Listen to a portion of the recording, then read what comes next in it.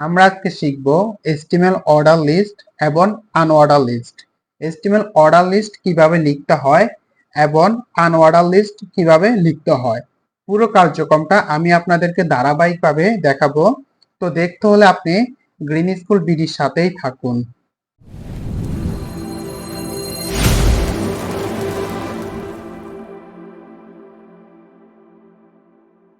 স্বাগতম আপনাকে green school বিডিতে।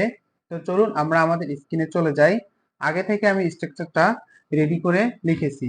তো আমরা এখন প্রথমে যেটা দেখব সেটা হচ্ছে আপনার আনঅর্ডার লিস্ট তৈরি করতে হলে আমরা প্রথমে লিখব ইউএল। ঠিক আছে, ইউএল ইউএল হচ্ছে আনঅর্ডার লিস্ট। আচ্ছা, তো ইউএল এর ভিতরে আমরা এখন লিখব এলআই। এলআই হচ্ছে কি লিস্ট। আনঅর্ডার লিস্টের যে ভিতরে লিস্টটা থাকবে সেটা হচ্ছে এলআই দ্বারা প্রকাশ করা হবে। ঠিক আছে, এই দেখেন এই যে ইউএল, ইউএল এর ভিতরে হচ্ছে এলআই। ঠিক আছে, তো এলআই আমি এখন লিখব যে HTML, তারপরে এটাকে আমি আবার নিচে আরেকটা লিখব এলআই CSS, আরেকটা লিখবো আমি এলআই জাভাস্ক্রিপ্ট। তো চলুন আমরা এখন আউটপুটটা দেখি। তাহলে দেখুন, এই হচ্ছে আমাদের আউটপুট। আমরা প্রথমে কি করলাম, আমরা ইউএল লিখলাম, ইউএল এর ভিতরে এলআই। ঠিক আছে, আচ্ছা, তো আমাদের এটা কি, এটার নাম হচ্ছে অর্ডার লিস্ট। ঠিক আছে, তাহলে দেখেন এখন এই অর্ডার লিস্টের মধ্যে আমরা এটার একটা টাইপ দিতে পারি। তো দেখুন, আগে একটা জিনিস দেখাই, একটু জুম করি আমার স্ক্রিনটা। এখন এগুলো আমার কি দেখাচ্ছে, একটু গোল আকৃতির দেখাচ্ছে। তা আমি এগুলো চাইলে একটু পরিবর্তন করে দিতে পারি। তাহলে আমি এখন এখানে একটু পরিবর্তন করার জন্য আমি এখানে স্কয়ার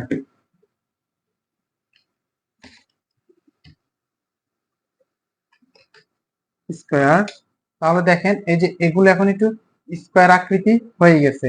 ঠিক আছে, আর সেম ভাবে আমরা অর্ডার লিস্টটাকে তৈরি করব, শুধু একটু পরিবর্তন করব।